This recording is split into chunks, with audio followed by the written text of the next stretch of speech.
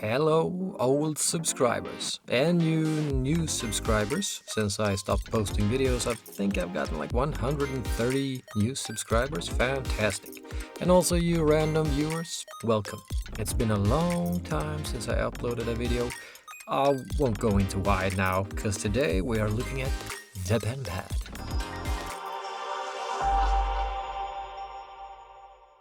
The Penpad is a lightweight, matte-finished, numpad-like device that aims to improve your workflow in Procreate. Only Procreate. Nothing else. It's a sleek piece of gear. Big buttons, big symbols, 23 shortcuts. Let's dive into the build quality, functionality, and overall user experience. The Penpad is mostly made of plastic with a metallic bottom. It feels very sturdy, or at least the Penpad itself. The rattling noise you hear is actually from the buttons. A little noisy, but they are big, easy to press without missing, and the rubber feet on the bottom keep it in place when you use it. Weighing in at 96 grams, it's lightweight and portable. It has Bluetooth 5.1, a 100 milliamp battery, and USB-C charging. A full charge takes about 2 hours, and it lasts, I don't know, I read 36 hours somewhere, but I can't remember where I found that information. I've plugged it in like 3 times in 8 weeks maybe. Pairing is as easy as switching the only switch and pairing it.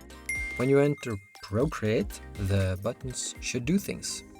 Response time, great. No missed keystrokes here. The buttons feel okay. Would feel better with less rattle. It kind of travels up your fingertips, so you both hear it and you feel it. It's a bit of a challenge remembering which button does what without looking down. It gets better with time, but another indexing point would be nice. Or that's what I call it. I don't know if it has a real name. And by that I mean one of those you have on the keyboard. You have bumps on the F and J caps usually.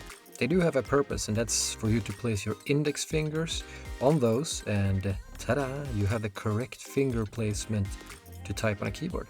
Yeah, there is such a thing. So one more of those bumps, please. Preferably on the eraser button. Once you're used to the layout, it's easier, but at first, I'm not gonna lie, it is a bit tricky. There are a lot of symbols.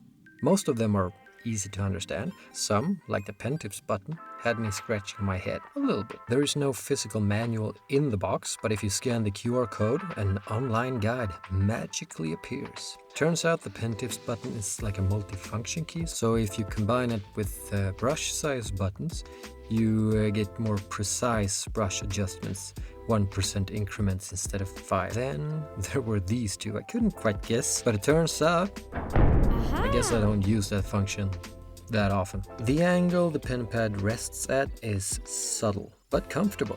Your fingertips are only about 1 centimeter above the table surface, so it feels natural, almost like your hand is just resting on the table. The symbols on the buttons look like they're simple stickers, but they are surprisingly tough. I even tried peeling one off with a knife, and it wouldn't budge, so they're sticking around for a while. And after 8 weeks, the symbols still look great.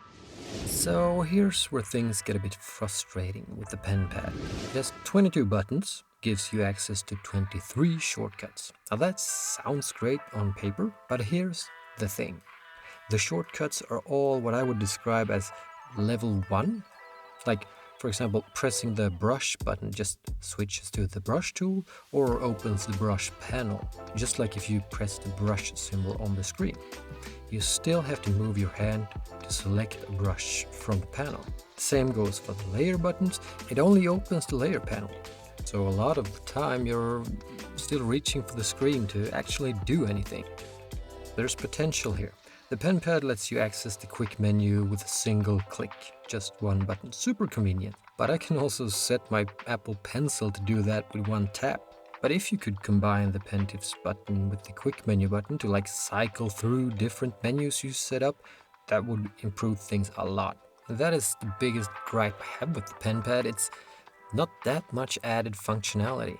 It's still the same as just tapping on a screen. It doesn't really add anything right now except the brush size adjustment. And also don't forget the color balance and HSB slider. That's a 2-click thing to get if you're using the screen, and now it's a 1-button press. So that is time saving. I would like to see more combinations with the Pentips button, like for instance pressing the Pentips button and the layer button creates a new layer instantly, or holding the brush button and pressing the Pentips button makes you cycle through different brushes, or at least switch between most recent used one or something like that. One button I realized I would really like to have is a like reset canvas, because when you're drawing you're turning your canvas and you're twisting it and you're spinning it, drawing it upside down and whatever. I would just like a button that instantly resets the position of the canvas.